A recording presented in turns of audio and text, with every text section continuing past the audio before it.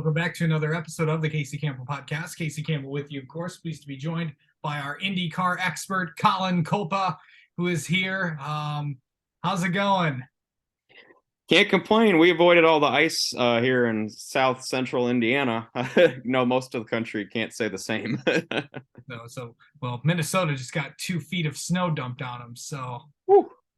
yeah, it's Yeah, thinking of sunny St. Petersburg, Florida today in a couple weekends. yeah, for sure. Of course, that is where IndyCar will be next weekend. Is next week or 2 weeks? Next weekend, that February is shorter. March 4th and 5th, we'll get underway. So next weekend already.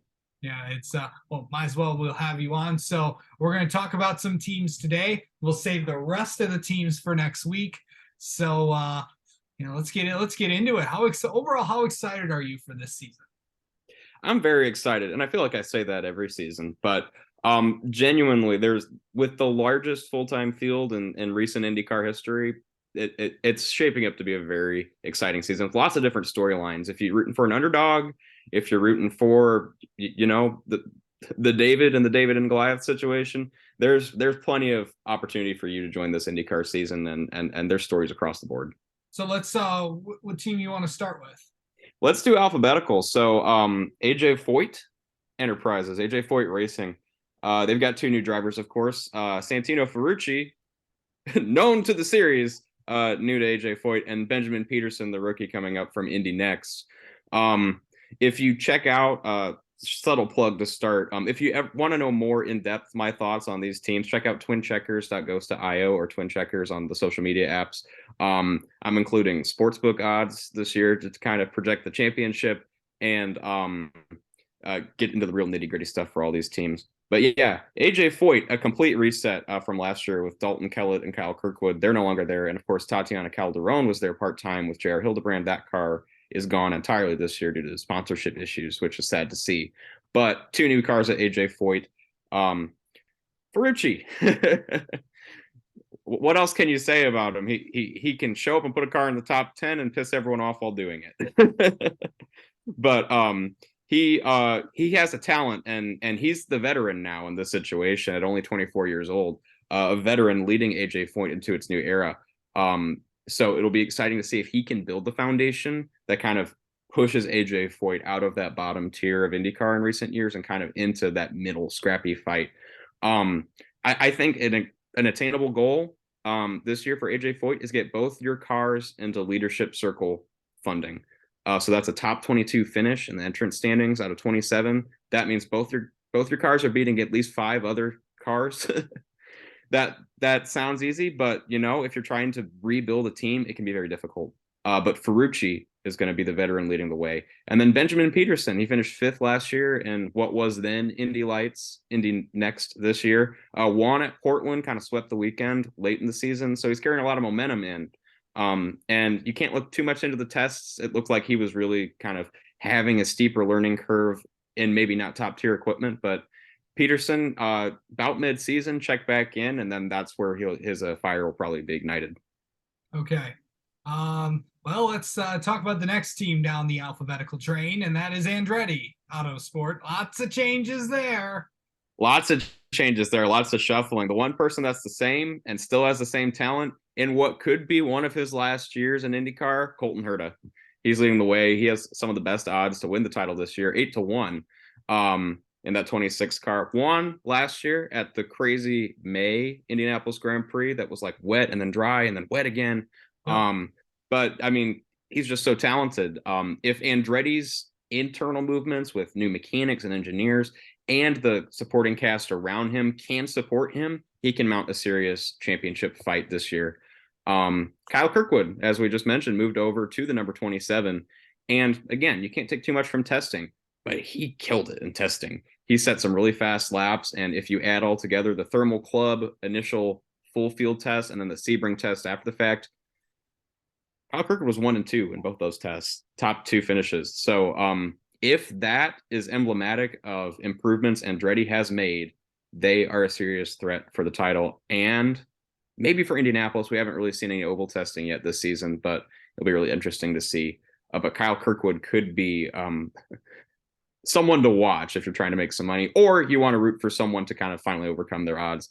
Romain Grosjean in the 28 for his second full-time season. Just trying to keep building. He had some really great starts in the 51 car 2 years ago. And then I felt like he took a step back last year. But the entire Andretti organization took a step back last year. So another year under his belt. Changes. They kept working out the car. So hopefully we'll see some improvement there. Could see Grosjean in victory lane this season. Devlin DeFrancesco, rookie last year, had some rookie mistakes and some rookie learning curve, but if the entire Andretti organization is taking a step up, he will as well. I think a reasonable, attainable goal for him is get some top tens, fight for a podium in a couple races, because this is a difficult series. You cannot just show up and win in IndyCar, even if you've got the most talented driver with the best equipment. So Devlin DeFrancesco just needs to keep building, keep learning, and by the end of the season, he could get a couple podiums out of it.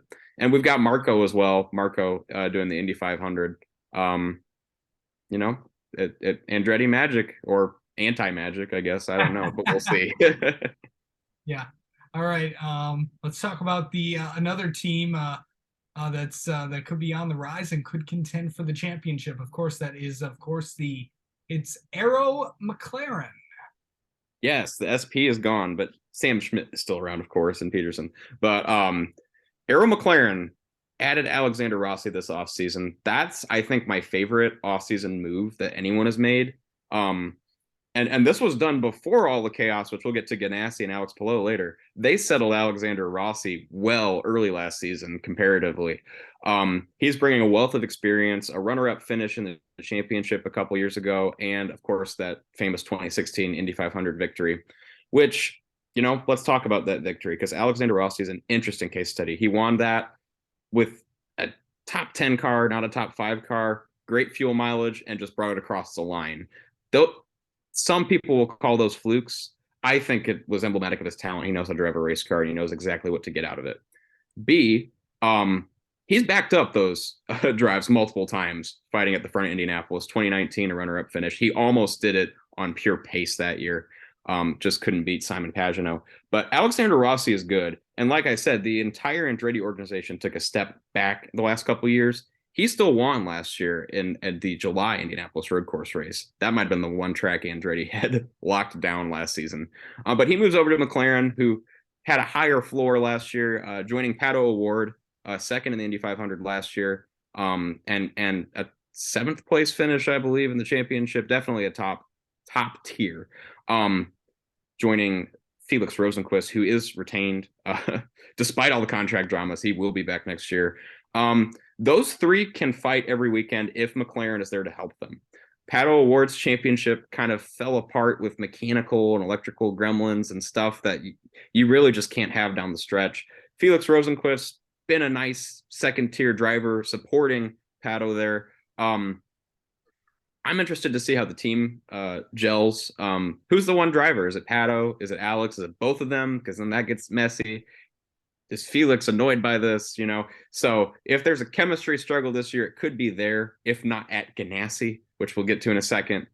Yeah, McLaren, if they have made the improvements that they claim to have made, they will be in the top tier with Penske and Ganassi fighting for the title. If they have not, and we see the same thing last year, they're coming home 6th, 7th, and 8th, and they might not be as good as we think they are.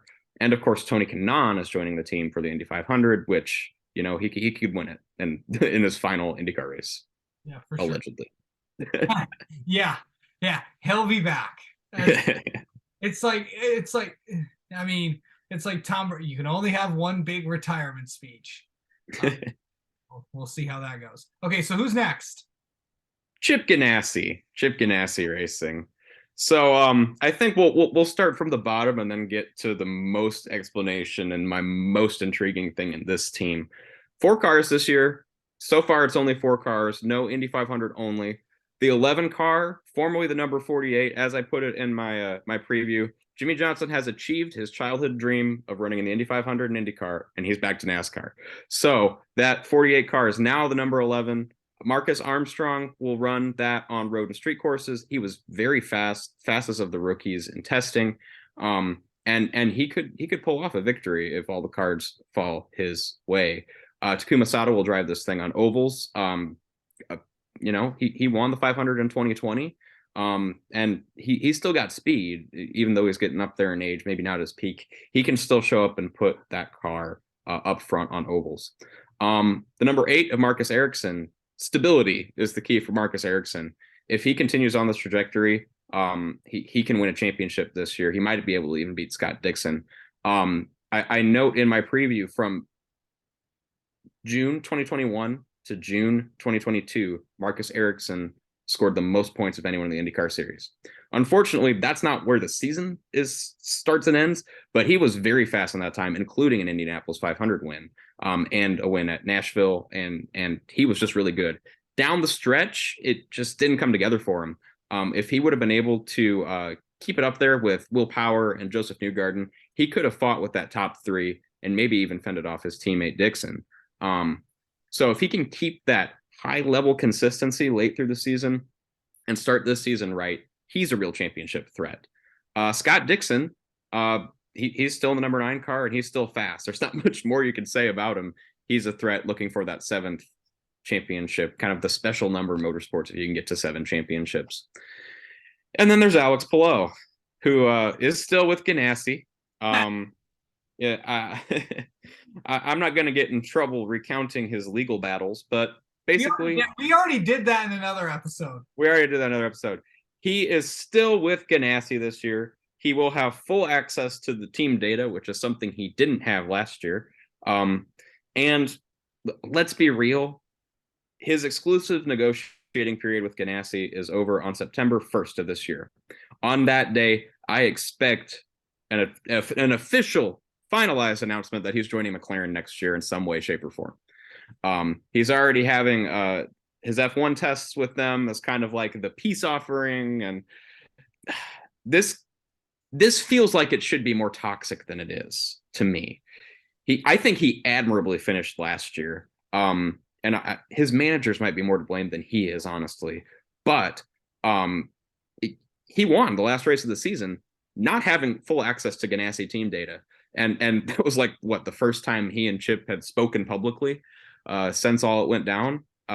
So he is handling this very admirably, very level-headed somehow, because it's one of the strangest contract situations I've ever seen in sporting history, let alone motorsports.